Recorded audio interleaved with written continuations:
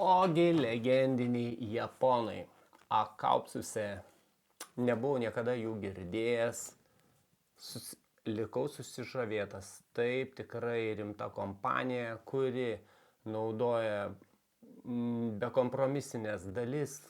Tai viskas, kas brangiausia, geriausia. Detalumas nevargino, tikrai patiko. Kas turite tokią sistemą su akaupsiuose, tikrai sveikinu, jūs kažką gyvenime patirite daugiau negu visi kiti.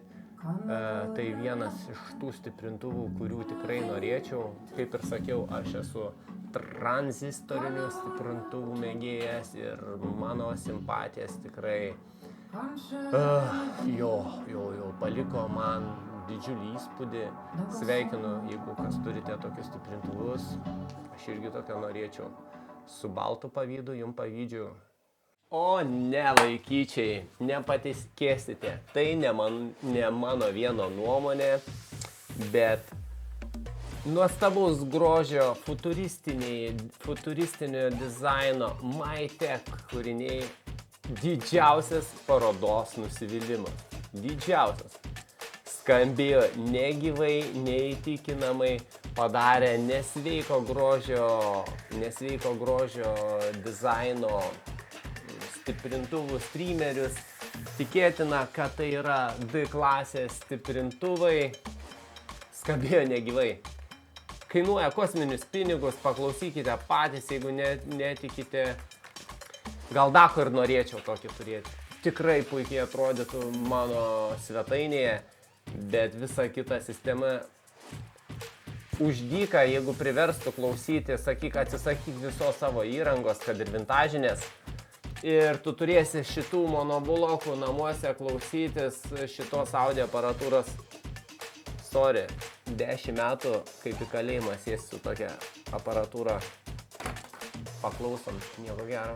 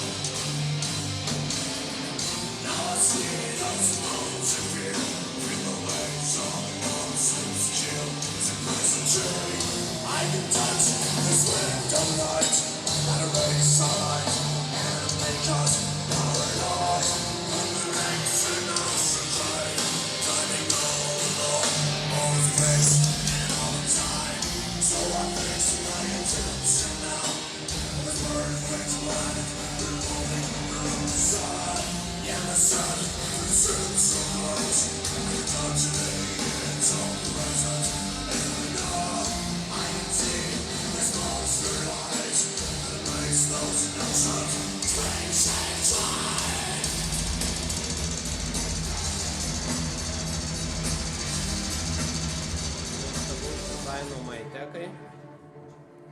Įspūdingas dizainas.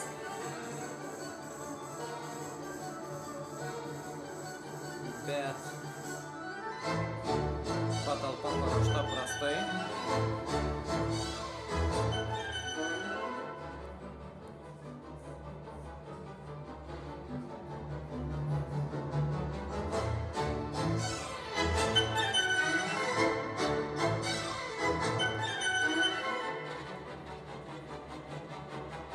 Pirmą kartą šiandien matau lentą lygą.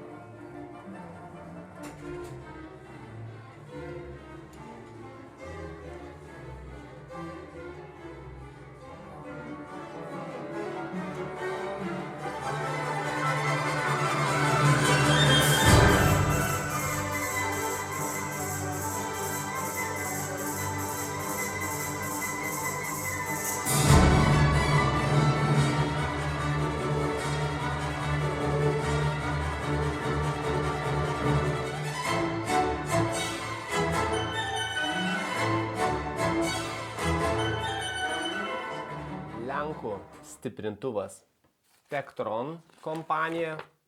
Iki šios parodos buvo visiškai nežinoma. Aš apie lempinius stiprintuvus kartais pagalvodavau, pasvajodavau bent vieną tokį įsigyti. Didžiulis Tektron Pliusas Lenkų kaina.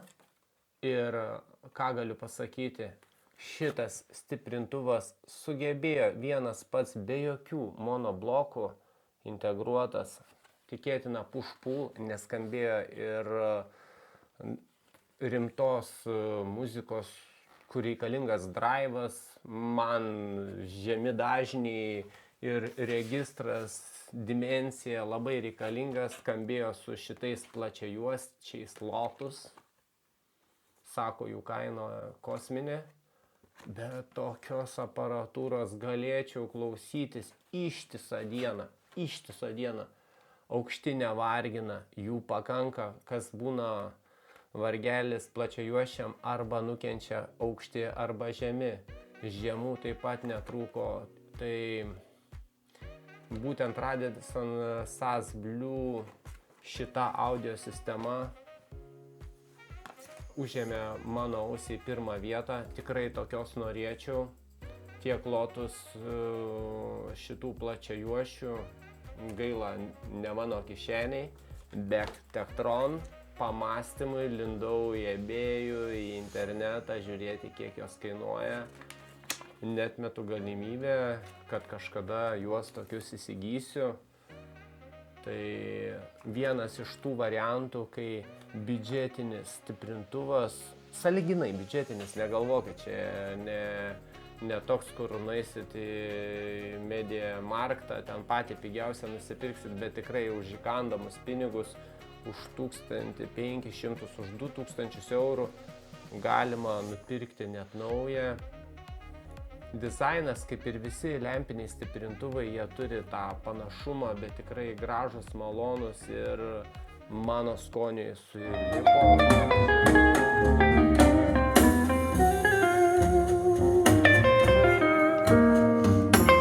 Super skambantiam įranga, puikiai atrodanti.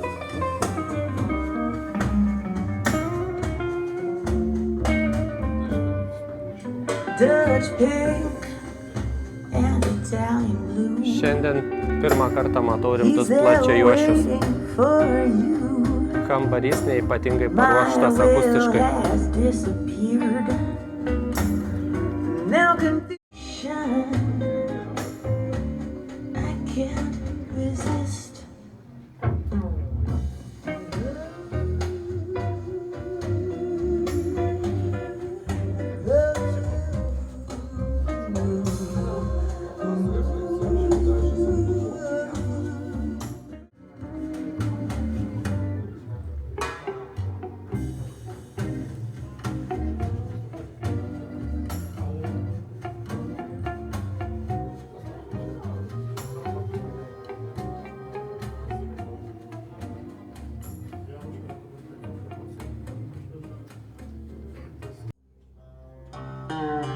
Laidai vienas nuo kito atskirti, kaip ir Audio Vytas mokė. Vis dėlto Audio Vytas buvo teisus, kad laidai turi būti atskirti per atstumą vienas nuo kito.